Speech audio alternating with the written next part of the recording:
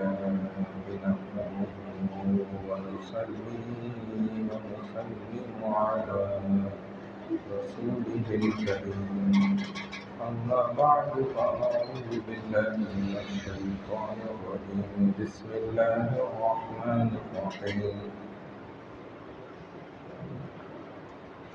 اخلاق کا نور بندے کے اندر جب پیدا ہو جائے تو اعمال سے زیادہ اس کو آگے بڑھا دیتا ہے۔ تبھی رسول اللہ صلی اللہ علیہ وسلم نے فرمایا کہ دن بھر کے روزے رکھنا، رات بھر کی تہجدیں پڑھنا، لیکن ایک اچھے اخلاق والا بول کہہ دینا، یہ اس سب پر بھاری ہے۔ اخلاق انسان کو لاکھوں سال کی عبادات سے آگے بڑھا دے، بہترین اور اچھے اخلاق۔ اسی وجہ سے اخلاق کا بہترین نمونہ بننا یہ بڑا مشکل عمل ہے۔ کوئی لاکھوں میں، کروڑوں میں کوئی چند افراد ایسے ہوتے ہیں، تبھی دنیا سے اس اخلاق کا جنازہ نکل چکا ہے۔ اخلاق ناپید ہو چکے، اخلاق ختم ہو گئے۔ اخلاق ختم ہوئے تو ہمارے زمانے میں بھی آپ غور کریں تو عبادات کا زور زیادہ ہوا اور اخلاقیات کا زور ہی کوئی نہیں ہے۔ عبادات کو دیکھا جاتا ہے، معاملات پر نظر نہیں رکھی جاتی۔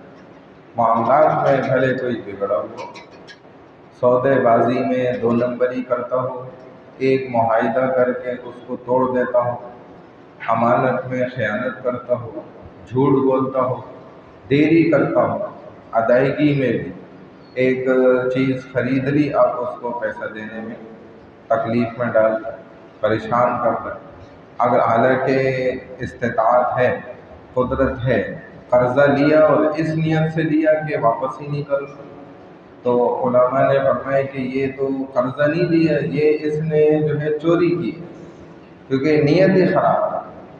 ایک انسان نکاح ہے، یہ بھی معاہدہ ہے، ایگریمنٹ ہے، اس نیت سے کرا میں نے تو حق مہر دینا ہی کوئی نہیں، تو فرمایا یہ زنا ہے۔ نکاح حالانکہ پڑا گیا، نکاح نہیں ہے، تو نیت ہی جب خراب ہے۔ اخلاق معاملات کا اصل زور جو ہے نا یہ ہے، اخلاق کا نتیجہ کیا ہے؟ معاملات کا زور، کہ معاملات کے اندر انسان کیسا ہے، اس کے معاملات سے اس کا دین پہچانا جاتا ہے۔ ہمارے ہاں دین کو پہچاننے کے لیے ظاہری لباس کو دیکھتے ہیں، داڑھی ٹوپی کو دیکھتے ہیں، پائنچے اوپر ہیں، سنت لباس ہے، نورانی اور روحانی چہرے اور بڑے حضرت خوبصورت جبے شبے میں نظر آتے ہیں، اس کو دین کا معیار سمجھا گیا، جو کہ بالکل غلط ہے۔ رسول اللہ صلی اللہ علیہ وسلم کی یہ تعلیمات نہیں، یہ اپنی جگہ ہے، یہ تو کرنا ہی کرنا ہے۔ اصل تو اس کا اثر کن چیزوں پر پڑنا ہے جو اس کا عکس نظر آئے گا جن چیزوں کے اندر، وہ ہیں انسان کے معاملات۔ اسی لیے میں اکثر کہتا ہوں کہ مسجد سے قدم باہر نکال کے اب آپ کا دین شروع ہوتا ہے۔ ہم سمجھتے ہیں کہ مسجد میں داخل ہوئے، ادھر دین شروع ہوا، یہاں سے نکلے دین ختم، تبھی تو معاملات میں بگڑے۔ معاملات کا پتہ ہی کوئی نہیں، نہ سیکھتے۔ کتنے ہی ایسے تاجر ہیں، تجارت کرنے والے، کاروباری ہیں، کاروبار کرنے والے، دکان والے، پیشہ ور لوگ ہیں، نوکری کرنے والے، کبھی اپنے جو بھی وہ کام کر رہے ہیں اس کے مسائل کو نہیں سیکھتے آتے کہ میں نے کیسے معاملات کرنے ہیں، کیا معاملات جائز ہیں، کیا اس میں ناجائز ہے۔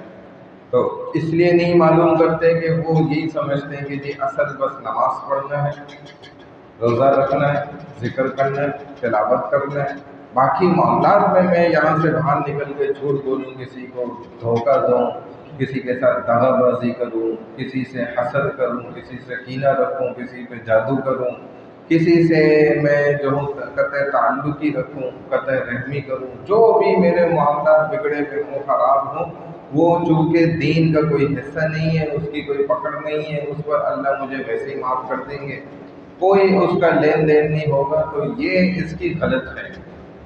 حقوق اللہ کو ہو سکتا ہے کہ اللہ معاف کر دے، لیکن حقوق العباد کو اللہ معاف نہیں کرتا۔ تبھی تو رسول اللہ صلی اللہ علیہ وسلم نے زیادہ زور جو دیا اخلاق کیا۔ جب نبی علیہ السلام نے نماز پر زور دیا، اس قدر کھڑے رہے گھنٹوں گھنٹوں راتوں رات، اللہ نے منع کر دیا کہ اے میرے حبیب اتنا زور نہ مارے۔ جب آپ نے تبلیغ پر زور مارا اس قدر کہ آپ ایک ایک کے پیچھے جو ہے نا گشت کر رہے ہیں، ایک ایک کے پیچھے جا رہے ہیں، تو اللہ نے آپ کو منع کر دیا کہ آپ اپنے آپ کو کیا ہلاک کر دیں گے، آپ اپنے آپ کو کیا جو ہے مار دیں گے۔ ایسا نہیں کرنا، اللہ نے منع کیا۔ ایسے ہی ہر کام پہ روکا اور فرمایا کہ تھوڑا کم تھوڑا کم تھوڑا کم، لیکن جب آپ نے اپنے اخلاق بہترین اور اعلیٰ درجے پر لے کر گئے اور بڑے بڑے کافروں کو آپ نے معاف کر دیا۔ ابو سفیان وہ شخص تھا جو رسول اللہ صلی اللہ علیہ وسلم کو ابو جہل کے بعد سب سے زیادہ تکلیفیں دینے والا، لیکن فتح مکہ کے موقع پر نبی علیہ السلام نے فرمایا کہ جو اس کے گھر میں بھی داخل ہو گیا اس سے بھی امن۔ آپ نے ایسے عزت دی اور آپ نے جب سب کو معاف کیا، ورنہ تو آپ کے بڑے بڑے معجزات دیکھ کر نبیوں کے لوگ اسلام یا دین کو انہوں نے قبول نہیں کیا، لیکن جب رسول اللہ صلی اللہ علیہ وسلم نے انہیں کہا کہ جاؤ میں نے معاف کیا، تو اس معاف کرنے پر بڑے بڑے اسلام قبول کر۔ جب ہندا کے سر پہ تلوار آئی نا تو وہ چیخ پڑی، تو آپ نے تلوار ہٹا دی اور آپ نے کیا کہا کہ جاؤ معاف کیا، تب اس نے کلمہ پڑھ لیا۔ یہ تھے اخلاق۔ تو جب موقع مل گیا ہم تو اس انتظار میں ہوتے ہیں، مجھے دیکھو میں موقع کے انتظار ہوں، مجھے جب موقع ملے گا نا پھر دیکھو میں اسے نہیں چھوڑوں گا۔ تو بھائی ہمارے نبی نے تو اسی موقع پر ہی تو چھوڑا، عین اسی موقع پر چھوڑ کے آپ نے ثابت کیا۔ یہ ہے سب سے بہترین اخلاق، جو سر سے لے کے پاؤں تک پسینہ نکال دے نا اگلے کا، یہ اس یعنی کہ وہ حیران ہو جائے، یہ ہے بہترین اخلاق۔ اللہ ہمیں اس میں عمل کرنے کی توفیق عطا فرمائے۔ سبحان اللہ و بحمدہ، سبحان اللہ و بحمدہ، نشہد ان لا الہ الا انت نستغفرک و نتوب الیک برحمتک یا ارحم۔